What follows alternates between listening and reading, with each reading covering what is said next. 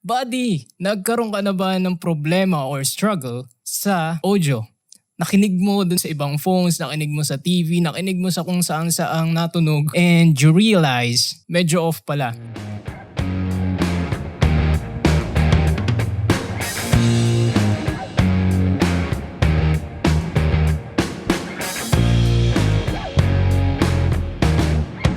What is up guys? Welcome to my YouTube channel. And my name is Cantara from VTV. And today, we're gonna do an unboxing, which is the professional studio headphones monitor from Maono, the AU-MH501.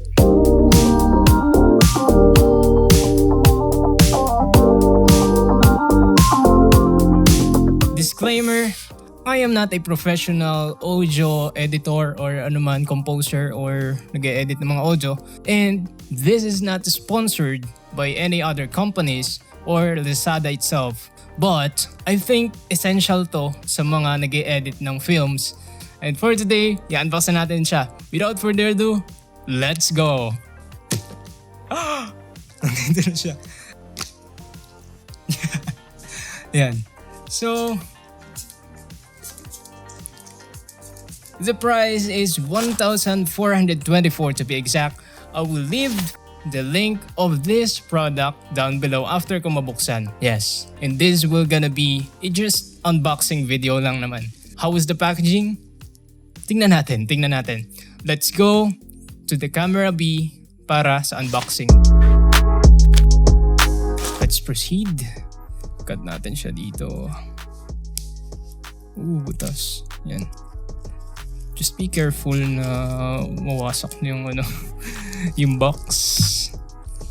Nakikita ko na siya guys. Here it is in the box. Okay, let's pause it here. As you can see, the box is quite not in good shape. But, syempre, not the worst. The product is safe and 100% working, so for me, it's not a big deal. Let's continue. Ito siya. Ito yung una nyo makikita. Set aside natin. And there's a manual. May manual. And there's nothing inside. Ayun, meron siyang gloss type na meron siyang gloss type na box. And let's skip this one aside.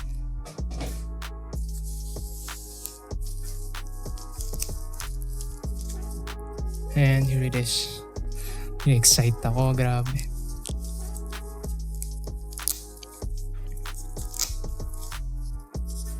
Wow.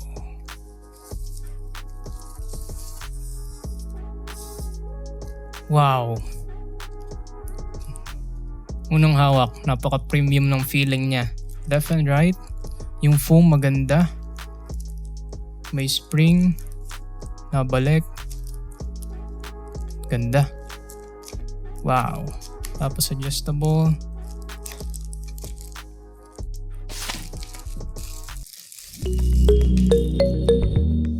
Let's proceed to major specifications of this product. The AU-MH501 has a frequency range of 20 Hz to 20 kHz, which is enough para marinig mo ang mga weird frequencies na dapat matanggal and reliable enough to manipulate the set frequencies. Driver's diameter are 50mm. One of the things that I like the most is extendable cord up to 3 meters. It is also equipped with 3.5mm jack that is commonly seen on laptop, cell phone, cameras, and etc. It is impressive that they include 6.35mm adapter that you can simply twist for mixers, phantom power, and other stuffs. With all that being said, balik na tayo sa studio. So meron siyang 6.35mm jack, and pag inikot nyo siya, meron siyang 3.5mm jack. So which is maganda to sa mga headphones ng cellphone pag gusto nyo gamitin, and ito. So mixers, kung saan pa. So ko na yung 3.5 jack at in-insert ko na siya dito sa iPhone. Then tingnan natin So 1,424 pesos, you will be having headphones, professional studio headphones. Meaning to say, hindi siya pang gaming. Man, this is the Maono or Maono. Let's try it out. Mabilisan lang.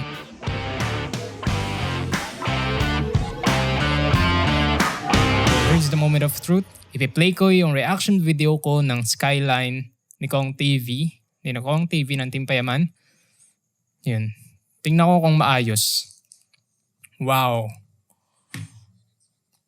Ganda. Ooh.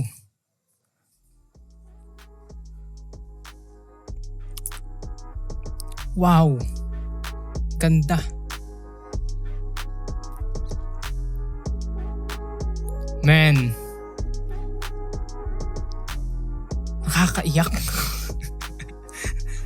Nakakaiyak to the point na hindi ko alam kasi marami na akong napakinggan pero from the price point of 1,424 pesos to be exact,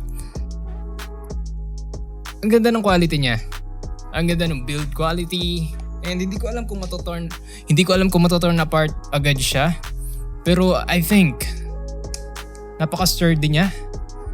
Napaka-sturdy tingnan, sturdy ang feeling with a matte finish, especially dito sa mga hindi siya ganun ka, alam mo yun, yung foam niya napaka-komportable. It is very comfortable sa ears when it comes sa mga mahahabang pag-i-edit.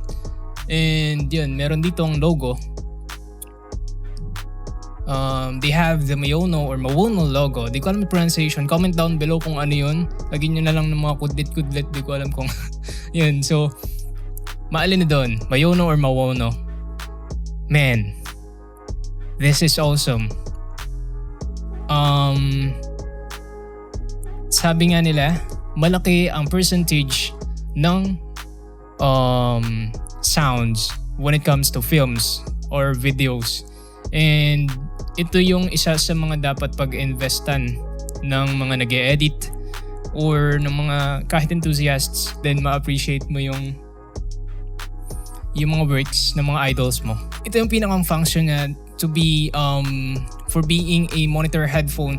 Kailangan reliable siya. Kailangan hindi boosted yung bass niya. Kailangan tama lang yung kailangan mas maganda yung accurate. The more na accurate yung studio headphone monitor mo is that mas madali mong mamamanipulate ang mga frequencies or kung ano man gusto mong gawin mo ng creative effects when it comes to audio. Yeah. Suotin ko nga uli. Baka na naginip lang ako eh. And yun. So, medyo malakas lang siya kung tutuusin. Medyo malakas siya. Halimbawa, nagre-recording ka sa isang podcast or ayun, medyo malakas siya. There will be possibilities na halimbawa, habang nagpo-podcast ka, makinig yung feedback, yung out nito dun sa mismong mic.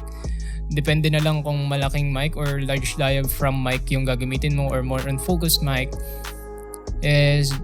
Yun, depende siya sa mga mic. Ba't ako nakaganito? Wala namang natunog. The main question here is, maire-recommend ko ba siya sa entry level ng creating of films and different kinds of videos? Yes, from the price point of 1,400 pesos. Napaka-accurate na niya and ito yung nagswak sa budget ko. And gusto ko rin talaga kasing malaman yung tunog nito. So, yun. Kaya ako siya binili. Gusto kong matry. Gusto ko ding malaman nyo kung ano yung experience ng pag-unbox ng ganito and ano yung maaari nyong makita dito pagdating sa pag-order nyo ng Maono. If you haven't subscribed my channel, yes, huwag kayong mag-subscribe. Joke lang. If you haven't subscribed my channel, please do so. Follow me on different platforms like Facebook, Twitter, Instagram, and dito sa YouTube. Yan. To summarize this video, man, napaka-comfortable niya sa tenga and premium yung quality niya. The foams are big. Tapos matte finish, quality wise, yes. So it will be enough para gumawa ng mga videos like this. And napakaganda nito for podcasting. And ayun, again, this is not a sponsored. Ito lang yung honest review ko as far as nabuksan ko siya. And thank you very much for watching this video. Again, see you next time. Peace out.